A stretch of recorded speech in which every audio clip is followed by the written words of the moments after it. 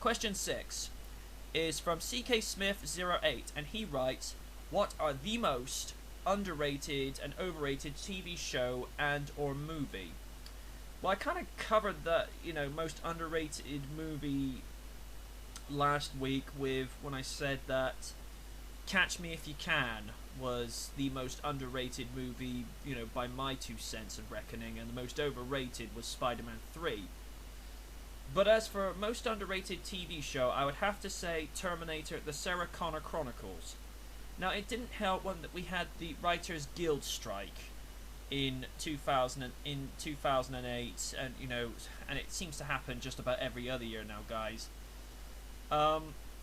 That show, season 1, only went on for 14 episodes. For the 14 episodes that was there, it was kind of like it went back to a point where Terminator was still quite enjoyable, because I know there's a couple of you out there that hate on, Terminator 3, Rise of the Machines, and quite a few of you don't like Terminator Salvation, which I must admit I was not that keen on either.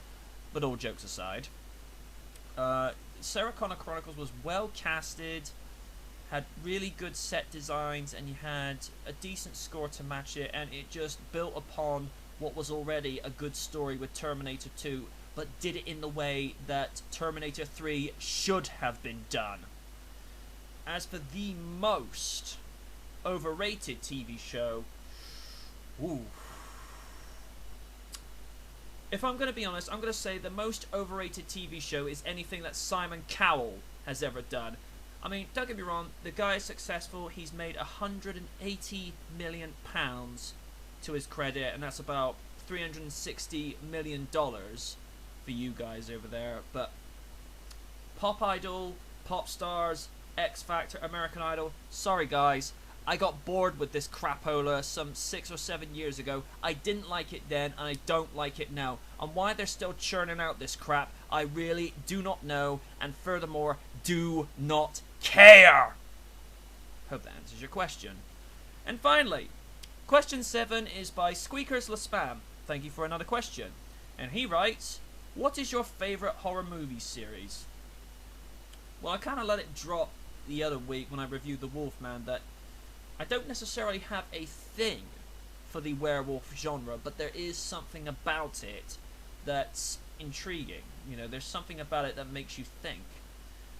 But if I was to talk about the most favourite one on my list, I would have to say Stephen Sommers' The Mummy.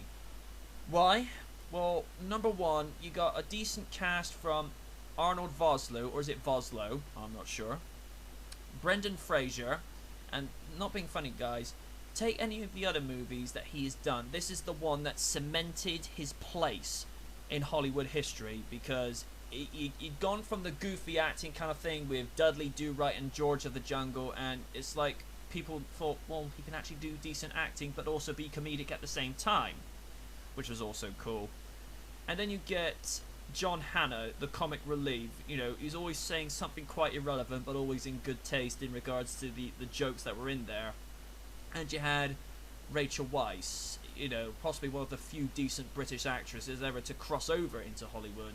Why they replaced her in the third movie, please, only the good Lord knows the answer to that one. First Mummy movie, good. Second Mummy movie, is okay. Third one, it could have been better. But that is my favourite horror movie series. I know it's kind of more action, rock and roll kind of thing, but it is classed under the horror genre because The Mummy was a remake of the original that was part of the Universal horror movie series in the late 30s and early 40s. Hope that answers your question. Hopefully I have another 7 questions for you next week. I'm MJ Knight. Q&A out.